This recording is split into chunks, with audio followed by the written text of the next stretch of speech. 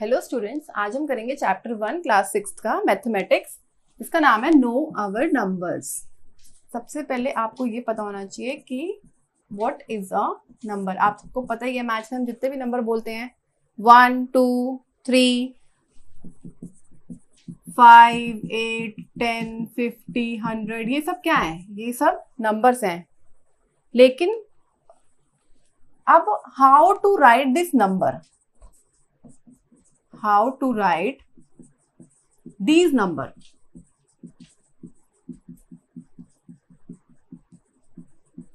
Suppose मैंने 5 digit एक number लिखा 6 4 3 2 1। आपको ये नंबर लिखना है, आप कैसे लिखोगे?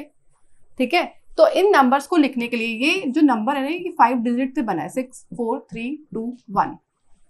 इसको अगर हमें लिखना है तो हमारे पास इसको लिखने के दो तरीके हैं, Indian system and international system. अगर मैं इसको इंडियन सिस्टम में लिखूंगी तो अलग तरीका होगा और इंटरनेशनल सिस्टम में लिखूंगी तो अलग तरीका होगा। अब इंडियन सिस्टम और इंटरनेशनल सिस्टम को जानने के लिए हमें सबसे पहले चाहिए place value chart. Once you will understand this place value chart, then you will get to know how to write the number in Indian system and in international system. What is a place value chart? To understand this place value chart, let me take an example of 9, 8, 7, 6, 4, 3, 5, 4, 3, 2, 1. This 1 is at ones place. This is tens, 100. This you know in the earlier classes. This ones, tens, 100, 1000, 10,000.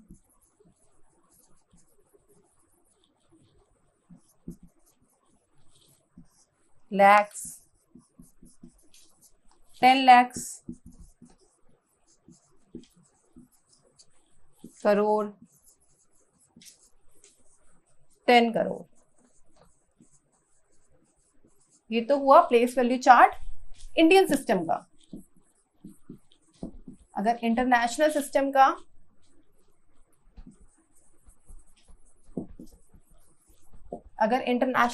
का place value chart लें तो मैं same digit ही लूंगी so that कि आप लोग confuse ना हो। 9 8 7 6 5 4 3 2 1।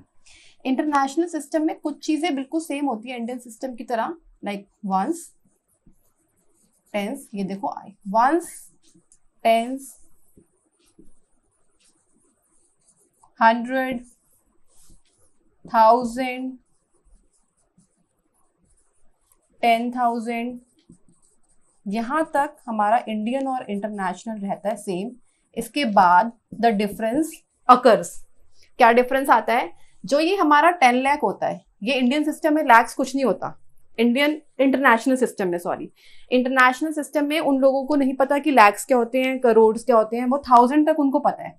उसके बाद the word million and billions comes. मैं तुम्हें एक और चीज बता दूं, अगर हम लैक्स और करोड़ की बात करते हैं तो ये इंडियन सिस्टम है।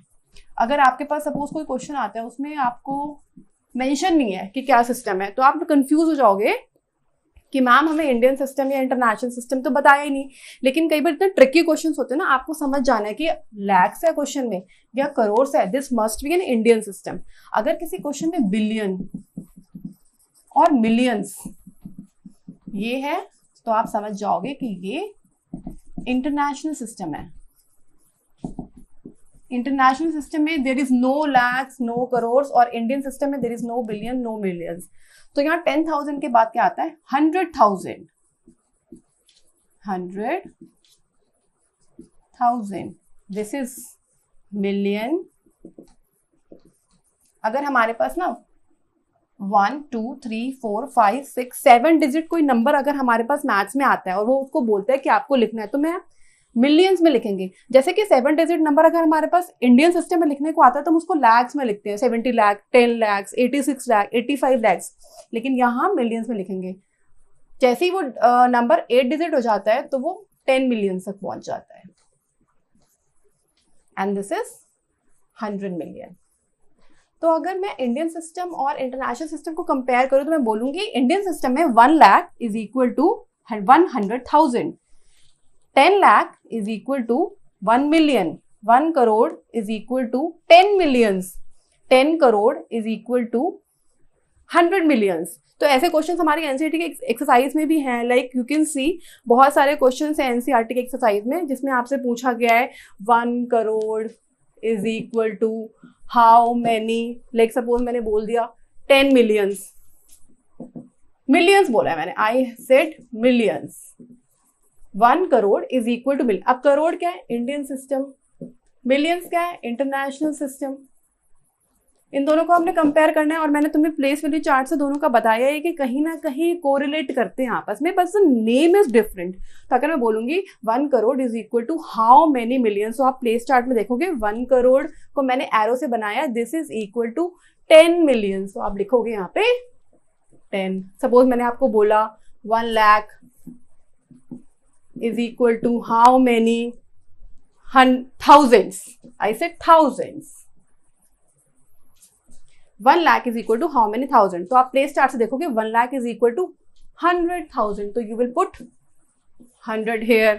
आपका इंडियन सिस्टम में, विद इन इंडियन सिस्टम भी आपको क्वेश्चन आ सकता है, आपको बोलेंगे 1 lakh is equal to how many thousands, ऐसे भी क्वेश्चन आ सकते हैं। जरूरी नहीं है कि आपका इंडियन से इंटरनेशनल ही आएगा, कि आपको पूछेंगे 10 करोड़ कितने मिलियंस के इक्वल होता है, या करोड़ कितने मिलियंस के इक्वल होता है, या लैक्स कितने मिलियंस। आपको इंडियन सिस्टम के अंदर भी क्वेश्चन आ सकते हैं। आपको सपोज क्वेश्चन आ गया 1 lakh is equal to how many thousand, तो आप क्या लिखोगे? हाउ मेनी 10,000, लिखा 1 लाख। अगर ये क्वेश्चन आता है for example 1 lakh is equals to how many 10,000, तो एक जो लाख होता है वो कितने 10,000 के इक्वल होता है? 10। जैसे जैसे हम राइट साइड में शिफ्ट होते जाएंगे इंडियन सिस्टम में तो वहां 10 लगता जाएगा, 10। अगर मैंने बोला है 1 lakh is equal to how many 10,000, तो आप बोलोगे 10। अगर मैंने बोला 1 lakh is equal to how many thousand, तो आप 2 जीरो ऐड करोगे, 100,000। सपोज मैंने बोला 1 lakh is equals to how many, आप कितना भी हाउ मेनी को कुछ भी कर सकते हैं, हाउ मेनी मतलब 1000 है, हाउ मेनी 1000। तो आपने देखा लैक्स यहाँ पे है, 1000 यहाँ पे है, कितनी जीरो गई? 1 2, तो आएगा 100,000। तो ये जो मैंने अभी आपको समझाया, इसमें एनसीईआरटी का क्वेश्चन नंबर 1 हमारा पूरा इन्वॉल्व होता है, वो आप इजीली सॉल्व कर सकते हो। लाइक मैं अगर मैं फर्स्ट एग्जांपल लूं आपके सामने,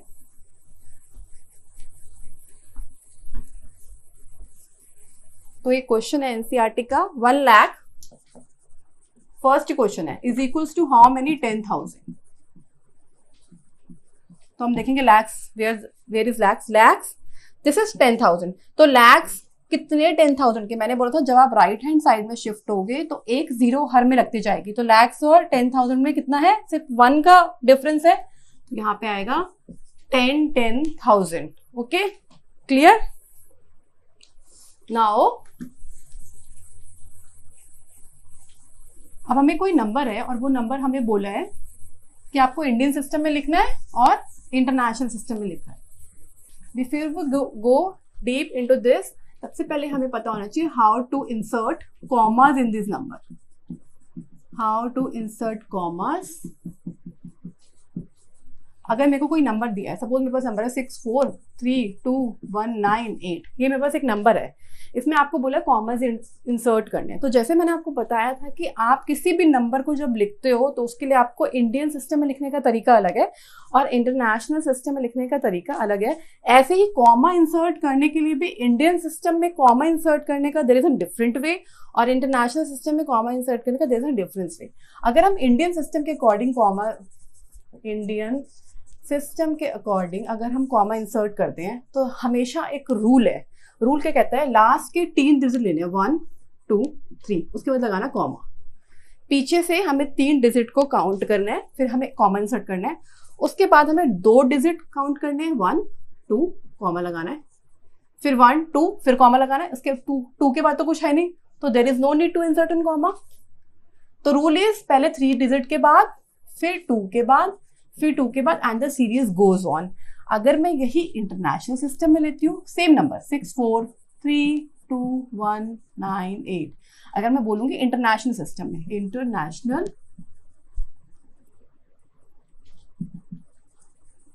सिस्टम, तो रूल क्या कहता है, पहले 3 के बाद, जैसे इंडियन में था पहले 3, अगेन 3 1 2 3।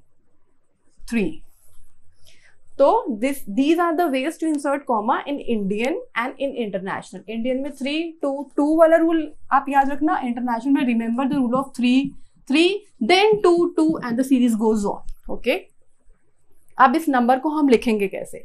इंडियन सिस्टम है, कितने डिजिट है, 1 2 3 4 5 6 7। प्लेस वैल्यू चार्ट पे आ जाओ, 1 2 3 4 5 6 7 डिजिट तक नंबर है, 10 lakhs मीन्स 1 डिजिट का लैक नहीं, 2 डिजिट का लैक, इसका मतलब। और एक हमें लिखने का एक और आइडिया पता चलता है, कॉमा से हमें क्या पता चलता है, जहां कॉमा खत्म है इसका मतलब 64 पे है।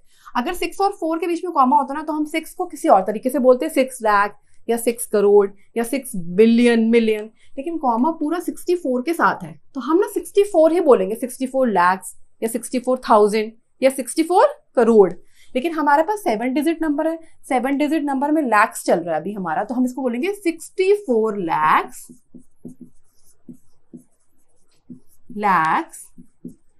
अब हमें कॉमा देखना है, कॉमा 32 के साथ है, तो 3 और 2 को हम कभी भी अलग अलग नहीं बोलेंगे, हम 32 को हमेशा इकट्ठा बोलेंगे।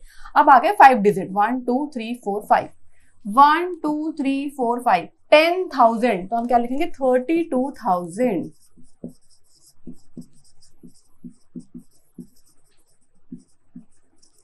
उसके बाद तो बहुत इजी है, 198 198। तो इंडियन सिस्टम में हमें कॉमा इंसर्ट करना आया सबसे पहले 3 2 2 के रूल के साथ।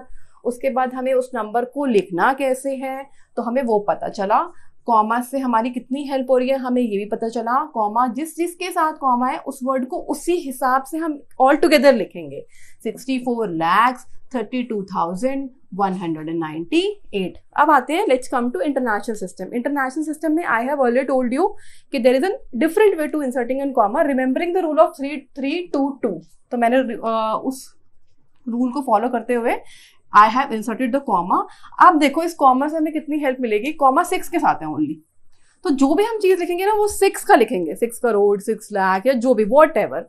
उसके बाद हम 432 को इकट्ठा करके लिखेंगे एंड 192। अब देखो ये 7 डिजिट नंबर है, 1 2 3 4 5 6 7। तो remember the chart of international system, place value chart, 1 2 3 4 5 6 7। Millions की बात आ गई ना, तो हम यहाँ लिखेंगे 6 मिलियंस, 6 मिलियन। अब 432 6 डिजिट नंबर, 6 पे क्या आता है, 100,000। तो यहाँ इंटरनेशनल सिस्टम में ये चीज बहुत पॉइंट आउट करने वाली है कि हम इसको क्या लिखेंगे, 100,000। जो भी पहला नंबर होगा, 4 है हमारे पहला नंबर, उसके आगे हम लगाएंगे 100। ऑलवेज रिमेंबर, ये कभी भी इंडियन सिस्टम में देखने को आपको नहीं मिलेगा। इंडियन सिस्टम में बहुत अलग चीज होती है, कभी भी हम इंडियन सिस्टम में इसको ऐसा बोल सकते हैं 6 मिलियन 400 तो कभी नहीं बोलेंगे, लेकिन इंटरनेशनल सिस्टम में हम इसको क्या बोलेंगे, 6 तो हमें बोलना ही था क्योंकि हमारा कॉमा है, तो 6 कॉमा के साथ अलग लगा है। अब हम इस, और ये कॉमा के साथ हमारा अलग है, तो इसको हम कैसे बोलते हैं, 400। अब हम इंडियन सिस्टम पे आ जाएंगे, क्यों, क्योंकि मैंने तुम्हें बोला था प्लेस वैल्यू चार्ट जब इंडियन और इंटरनेशनल का सेम होगा तो 5 डिजिट तक सेम रहता है, 5 10,000। तो 5 कहाँ, 1 2 3 4 5, तो उसके बाद इंडियन चलता है, 32,000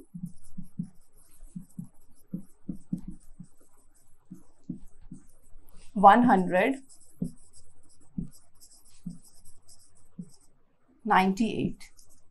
अब मैं आपको एक एनसीईआरटी का एग्जांपल कराती हूँ, सेम ऐसा ही, जिसमें हमें first of all comma insert करना है और उसके बाद उस नंबर को, डिजिट को लिखना है।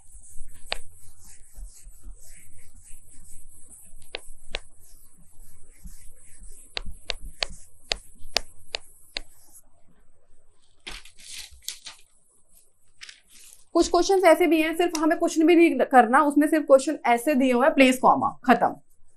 Place commas. बहुत इजी क्वेश्चंस होते हैं। सपोज कोई भी हमें नंबर नेम दे दिया और उसमें हमें बोला है कि सिर्फ कॉमा इंसर्ट करो, आपको कुछ नहीं करना, इंडियन सिस्टम के अकॉर्डिंग, इंटरनेशनल। मैं अपना खुद ही नंबर ले रही हूँ। अगर मैं एनसीईआरटी के हिसाब से नंबर लूँ तो नंबर इज 73 लाख। अब यहाँ पे लैक्स आ गया, ठीक है। उसने बोला प्लेस कॉमा, आगे कुछ नहीं बोला उसने। ना तो ये बोला कि इंडियन सिस्टम के अकॉर्डिंग कॉमा प्लेस करो, ना उसने बोला कि इंटरनेशनल सिस्टम के अकॉर्डिंग कॉमा प्लेस करो। आप कंफ्यूज हो जाओगे, लेकिन नो नीड टू कंफ्यूजन। यहाँ पे लैक्स आ गया ना, तो लैक्स कहाँ यूज होता है? इंटरनेशनल में तो यूज होता नहीं, इंडियन में होता है। जब क्वेश्चन इंडियन का है तो हम कॉमा भी इंडियन के हिसाब से लगाएंगे। तो 73 लाख 75,000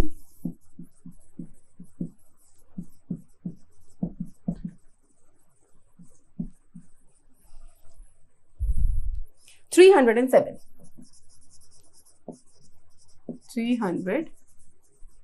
पहले तो आप इस नंबर को लिखोगे 73 लाख 75,000 307 ये हमारा नंबर है 7375307। आप कॉमा कैसे इंसर्ट करेंगे? इंडियन का तो एक ही बहुत इजी सा रूल है 3 2 2। Always remember this rule 3 2 2। Last के 3 डिजिट काउंट करो, insert comma then 2 comma then 2। Okay, तो 73 कॉमा 75 कॉमा 307।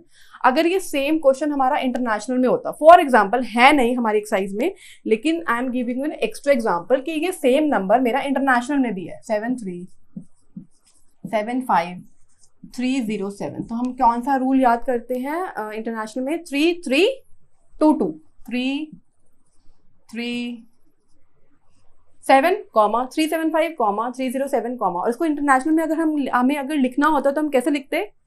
कितना डिजिट है? 1 2 3 4 5 6 7। प्लेस वैल्यू चार्ट में 7 डिजिट पे आ जाओ।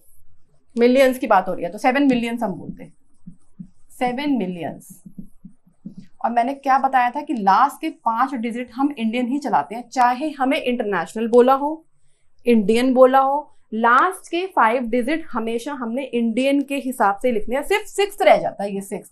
और जो 6 रह जाता है ऑलवेज रिमेंबर इसके आगे आता है 100, ऑलवेज 100 300।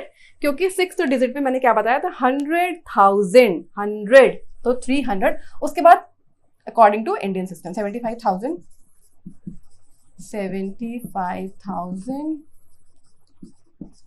307। क्लियर? तो ये तो बात हुई इंटरनेशनल और इंडियन सिस्टम की। How to place comma, how to write the number, how to correlate between Indian and international system, how to write the place value chart. ये स्टूडेंट्स, हमारा अगला टॉपिक है एस्टिमेशन। एस्टिमेशन का एक general meaning होता है रफली आइडिया। रफली आइडिया। सपोज मेरे पास कोई नंबर है 32 64 78, इनको मुझे एस्टिमेट करना है। तो एस्टिमेट करने का क्या रूल है? सपोज मेरे को 32 को एस्टिमेट करना है, तो मुझे इसकी वंस प्लेस पे जो डिजिट होती है उसको मुझे 0 बनाना होता है। उसको मुझे 0 बनाने के बाद देखना होता है कि जो मैंने डिजिट 0 बनाई है, क्या वो डिजिट ग्रेटर देन 5 है? इज इट ग्रेटर देन 5 और इज इट लेस देन 5? अगर वो डिजिट जिसको मैंने 0 बनाया, if that digit is greater than 5, तो उसके साथ जो लेफ्ट नंबर लिखा होता है, left number, that will be increased by 1। Left number will be increased by 1। अगर वो डिजिट मेरी लेस देन 5 है तो उसके साथ का लेफ्ट नंबर है will remain the same. Let's come back to our example 32 को मुझे एस्टिमेट करना है। मैंने 2 को 0 बनाया। हमेशा पीछे वाले डिजिट से शुरू करेंगे, वंस वाली प्लेस से। अगर मैं वंस वाली प्लेस को 0 बनाती हूँ तो रूल अप्लाई करना है। Number is 2 is less than 5 और greater than 5? It is less than 5। Less than 5 में रूल लगेगा the left number will remain the same. Left number is 3, तो 3 विल रिमेन द सेम। तो 32 will be estimated to 30। Next is 64 में ones digit है मेरा 4, इसको मैं 0 बनाऊंगी। 4 is less than 5, the left number will remain the same. 6 क्या रहेगा? 6. 64 is estimated to 60. Next number is 78. 78 में ones place है 8 का, तो मैंने 0 बनाया. Now the rule will applied. The other rule will be applied. 8 is greater than 5. If the number is greater than 5, the left number will be increased by 1. 7 का क्या हो जाएगा? 80. तो 78 will be estimated to 80. Now, one exceptional case if the number is 75. तो ones place को 0 बनाया and the number is 5.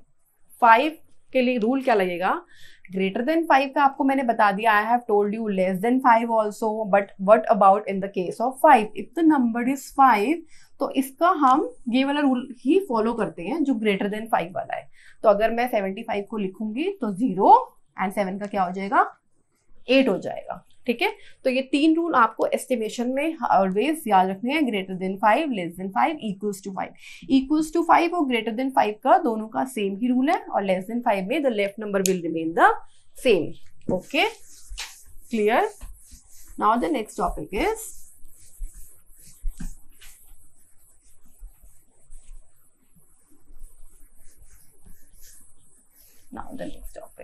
rounding off to the nearest. The topic name is rounding off to the nearest.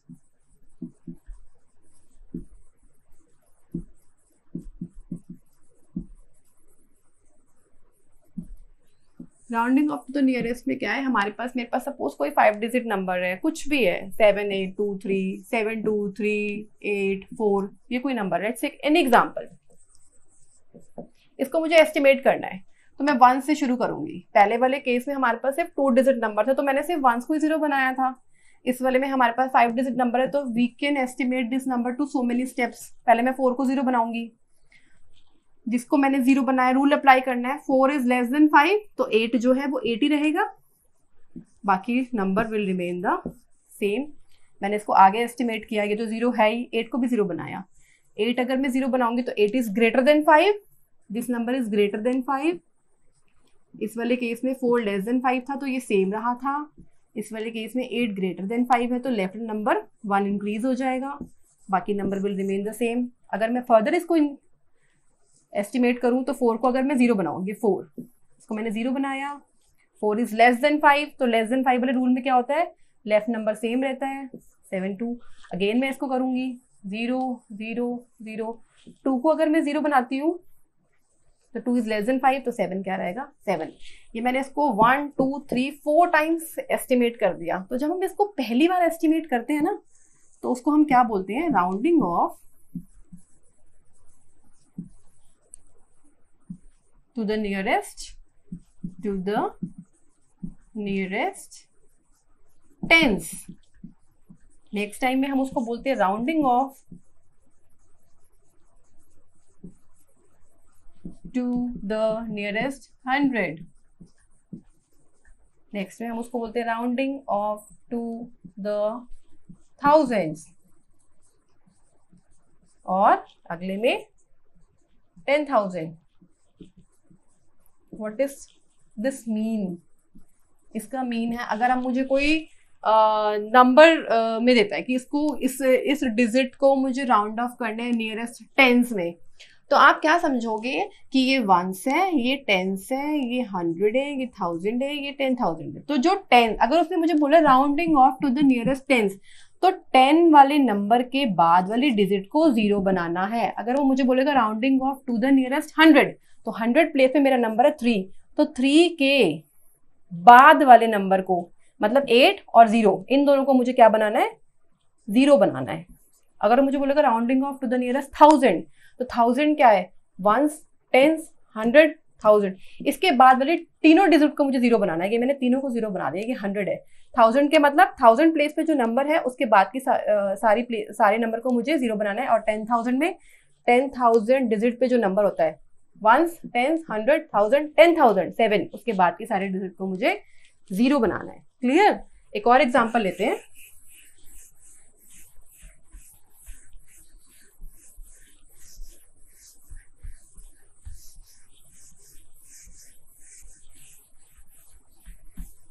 Suppose मैं कोई भी example, let us take any example, 8 3 2 7 4 5 इतना बड़ा ना लेके हम छोटा सा एग्जांपल लेते हैं वैसे, so that you can be very clear with the terms. 8, 3, 2, 7. We will estimate this number one by one. तो पहले मैं 7 को 0 बनाऊंगी.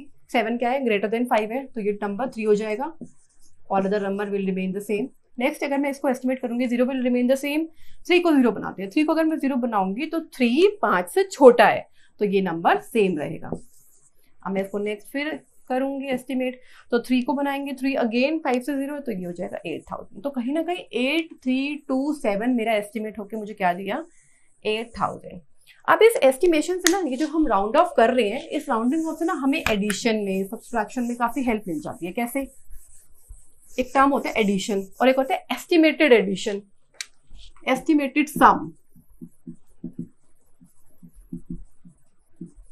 एस्टिमेटेड सम, अगर अब मुझे कोई बोलता है 21 प्लस 32 कितना होता है, तो एकदम से हम ऐड नहीं कर पाते हैं, जल्दी जल्दी हम नहीं एग्जैक्ट हम कर सकते हैं. तो एस्टिमेशन का तो मैंने आपको वैसे ही मतलब बताया, इट इज रफली आइडिया. तो कहीं ना कहीं हमारे माइंड में एक पिक्चर क्लिक करती है कि कहीं ना 50 के आसपास होगा ये, और होता भी है, क्योंकि हम क्या करते हैं, इसकी पहले डिजिट को ऐड कर लेते हैं. मेरे को कोई बोलेगा 70 प्लस 21, तो मैं बोलूंगी कहीं ना कहीं कि 90 के इक्वल है, अप्रोक्सीमेटली इक्वल टू 90. लेकिन ये एग्जैक्ट तो नहीं है, एग्जैक्ट तो कुछ और होगा ना. तो हमारे पास एक मैथमेटिक्स में टॉपिक है एस्टिमेटेड सम. उससे क्या होता है, हमारे लिए चीजें इजी हो जाती हैं सम करना. सपोज मैंने कोई एग्जांपल लिया,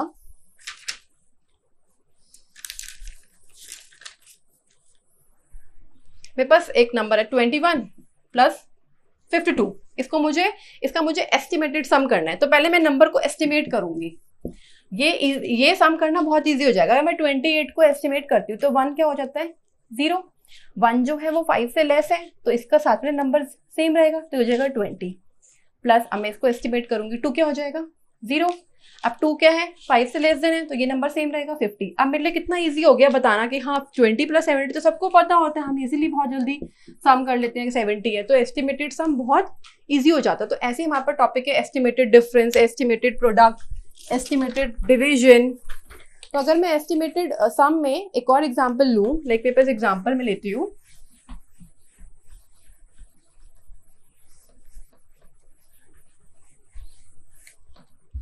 मैंने एग्जांपल लिया 5290 प्लस 17986. अब इतना बड़ा अगर हमें कोई डिजिट देगा तो हमें जल्दी से हम सम नहीं कर पाएंगे ना, लेकिन अगर एस्टिमेटेड सम है तो so that we can do easily maybe. तो इसको मैं एस्टिमेट करती हूँ, 0 0 रहेगा, 9 का 0 बनेगा, 9 5 से बड़ा है तो 2 हो जाएगा 3, ये हो जाएगा 5300. अगेन इसको एस्टिमेट करना है. अगर उसने हमें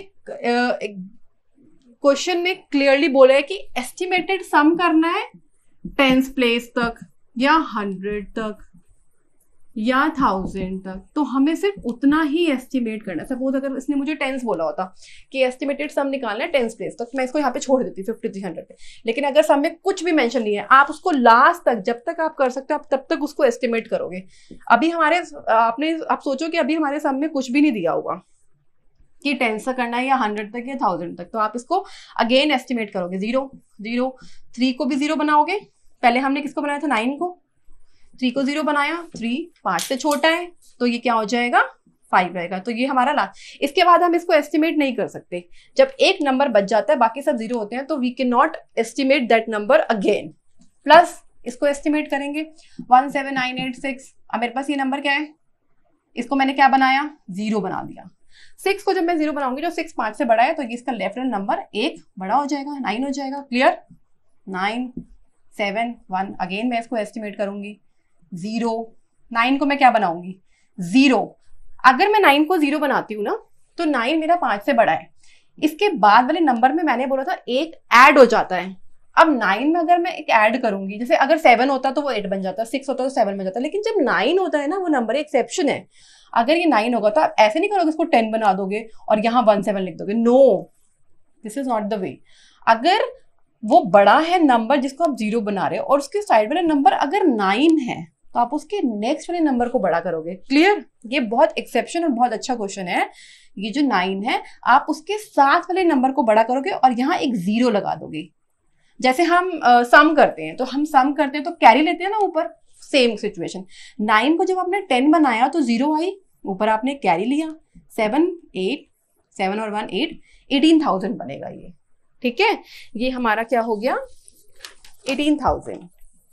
तो अब 18,000 और 5,000 को सम करना तो बहुत ईजी है, कितना हो जाएगा 23,000। Very good. ठीक है, ये तो बहुत इजी क्वेश्चन हो जाता है। ऐसे ही हमारे पास आता है एस्टिमेटेड डिफरेंस, जैसे ये एस्टिमेटेड सम है ना, ऐसे ही मेरे पास आता है एस्टिमेटेड डिफरेंस। ऐसे ही उसमें डिफरेंस करना भी बहुत इजी हो जाता है, आप एस्टिमेट करते रहो डिजिट को और उसका डिफरेंस निकाल लो। अगर मैं कोई एग्जांपल लूं आपका, सपोज मेरे पास नंबर है 432 -307, ये मेरे पास है। अब मुझे इसको माइनस करना है, एकदम जल्दी से मैं इसको माइनस नहीं कर पाऊंगी, मेरे को उसके लिए कॉपी चाहिए, पेन चाहिए, या फिर मैं I will take some time, at least I will take some time. तो क्या होगा, मैं इसको एस्टिमेट करूंगी, ये मेरा एस्टिमेटेड डिफरेंस है।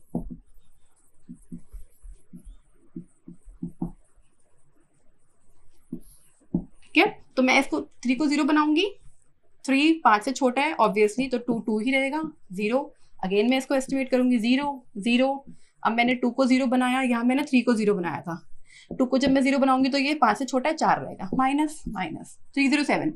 7 को 0 बनाया, 7 को 0 बनाया तो उसके साथ वाला नंबर क्या है, ये 5 से बड़ा है, तो यहाँ पे क्या हो जाएगा, ये जनरली 0 3, तो ये हो जाएगा 3 0 0, sorry not 3 0 0, 7 is greater than 5, 7 is greater than 5, तो उसके बाद में number will be increased by 1। ठीक है, तो यहाँ आ जाएगा 1, this will not be 3 0 0, this will be 3 1 0। तो अगेन मैं इसको अगर करूंगी अगेन, तो 0 1 क्या है, 0 बनाऊंगी, 1 इज लेस देन 5, तो 3 का 3 रहेगा, 400 - 300 is equal to 100। Okay students, तो आज की हमारी वीडियो यहीं क्लोज होती है। Tomorrow we will do estimated product and estimated division. जैसे आज हमने किया है एस्टिमेटेड सम और डिफरेंस, तो tomorrow we will do estimated product and estimated division. Thank you.